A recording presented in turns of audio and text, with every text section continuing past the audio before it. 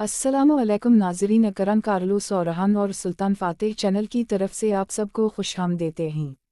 मेरी आज की वीडियो कार्लोस और सीरीज़ के बारे में है और आज की इस वीडियो में इसके एपिसोड 9 का रिव्यू होगा और इस सीरीज़ के हवाले से कुछ अहम खबरें भी आप लोगों को दी जाएंगी। तो आइए चलते हैं आज की वीडियो की तरफ। तो नाज़रीन इकराम, लगता है कि सीरीज़ के राइटर्स शायद मेरी वीडियोज़ देखते हैं, तभी मैंने अपनी पिछली वीडियो में ये बात कही थी कि लगता है कि राइटर्स भूल गए हैं कि हलीमा और हान की नहीं बल्कि अलाउद्दीन की सगी बहन है, क्योंकि अब तक इन दोनों का एक भी सीन नहीं दिखाया गया।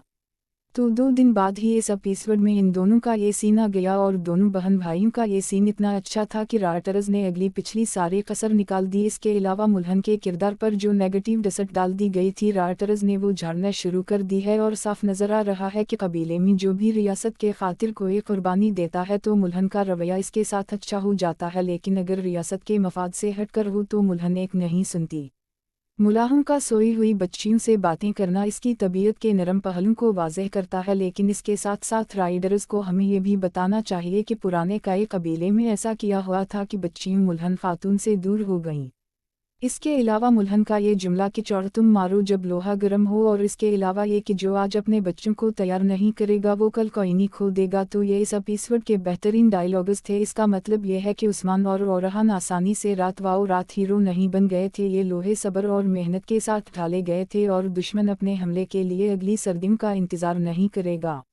और नाज़रीन इकराम, इस सीरीज़ के लिहाज से यही बेहतर है कि ये सीरीज़ ओरहान बे के बारे में बनाई गई है, तो इसमें लव स्टोरीज़ के बजाय ओरहान बे की लाइफ और उनकी तारीफ़ी शख्सियत को फोकस किया जाए। इसके अलावा उनका अपने बेटों से कैसा रिलेशन था और अपने राय के साथ किया मुआमला था और इस दौर के तारीफ़ी वाक़यात कौन कौन से थे, तो ये दिखाने की कोशिश की जाए।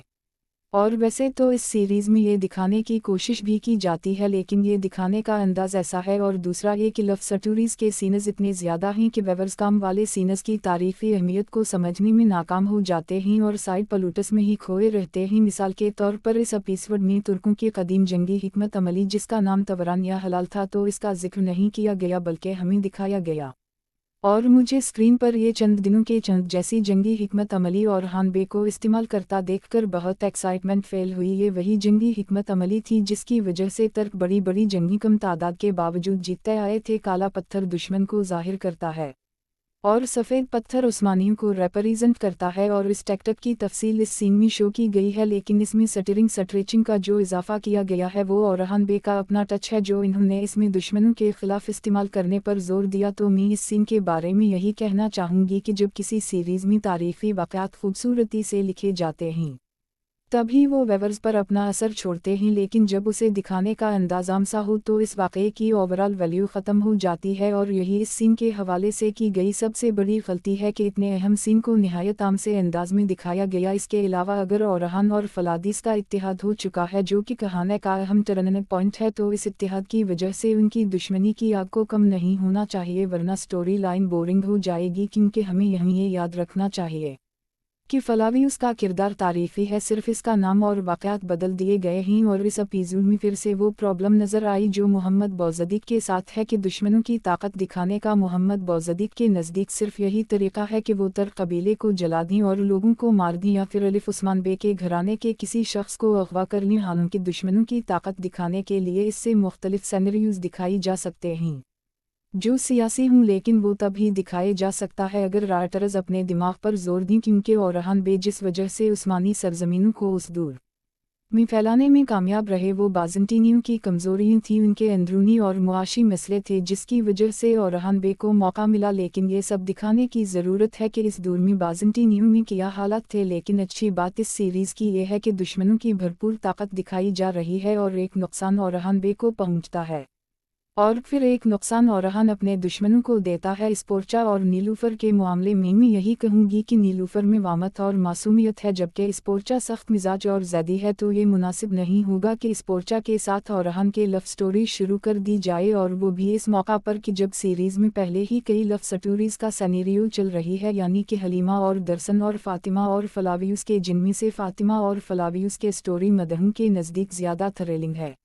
और राइटर्स इन्हें स्टोरीज को लेकर चले ना कि एक बरीनर न्यू लव स्टोरी लेकर आ जाएं। वैसे भी ओरहान बे ने अपनी तमाम शादियों में सिर्फ एक शादी अपनी पसंद से की थी और वो हॉलूफीरा से थी, लेकिन इस सीज़न में नीलूफर के किरदार के साथ यही इशू है कि नीलूफर का रोल इसके टैलेंट से कहीं ज़्यादा बड़ा है। एक तारीफ़ी सीरीज़ के लिए मुहसन मराबित का और आना काफ़ी है, और चूंकि मुहसन के पास किसी तारीफ़ी सीरीज़ में काम करने का तजुर्बा भी नहीं है तो कई बार वो ओवर एक्टिंग कर जाती है,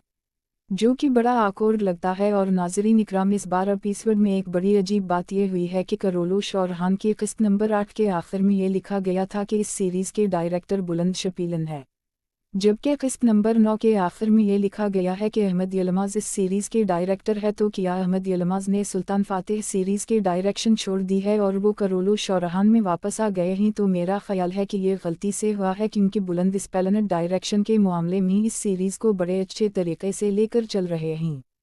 और इस डायरेक्टर की जो खूबियाँ सुनने को मिली हैं इनमें से पहली ये है कि ये डायरेक्टर अदाकारों को सिंपल से अल्फाज में डायरेक्शन देता है, ना कि बोल बोल कर उनका दिमाग खा जाता है, बल्कि इन्हें समझाकर सीन के बारे में एक स्पेसिफिक फीलिंग देने की कोशिश करता है और फिर उसी हिसाब से अदाकार परफॉर्म करते हैं। इसके अलावा नाज़रीन इकराम, डायरेक्टर की ड्यूटी ये भी होती है कि वो अदाकारों के जज्बात के बहाव को बरकरार रखता है,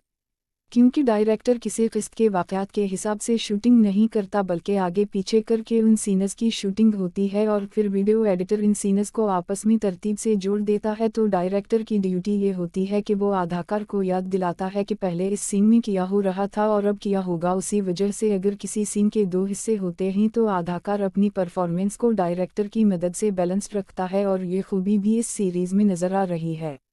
लेकिन इस सीरीज़ के वीडियो एडिटर से रिक्वेस्ट है कि एपिसोड के सीन्स को अच्छे तरीके से जोड़ा करें। याद करें कि पिछली किस्त यानी किस्त नंबर 8 में जब फलावियुस ओरहान का सर अराने वाला था तो एकदम से दरमियान में गोंचा और इलावादीन का ये सीन आ गया,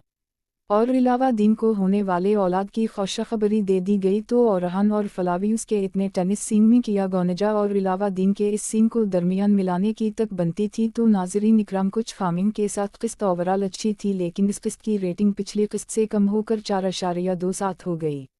इसकी वजह अब की बार न्यू ईयर और क्रिसमस थी, जिसकी वजह से इस दिन रिलीज़ होने वाली बाकी तमाम ड्रामा सीरीज़ की रेटिंग भी कम रही। मसलन अशरफ रुया की रेटिंग 9.45 रही, जबकि साहब सजलार की रेटिंग 5.41 रही। इसके अलावा नाज़रीन इकराम, नए एपिसोड का कोई भी ट्रेलर जारी नहीं किया गया और ये मुमकिन है कि नए साल की वजह से किस्त नंबर 10 अगले हफ्ते मुलतवी कर दी जाए। तो नाज़रीन इकराम, ये तो थी मेरी आज की वीडियो। अपनी राय का इजहार कमेंट्स में ज़रूर कीजिएगा। मेरे चैनल को विज़िट करने का शुक्रिया।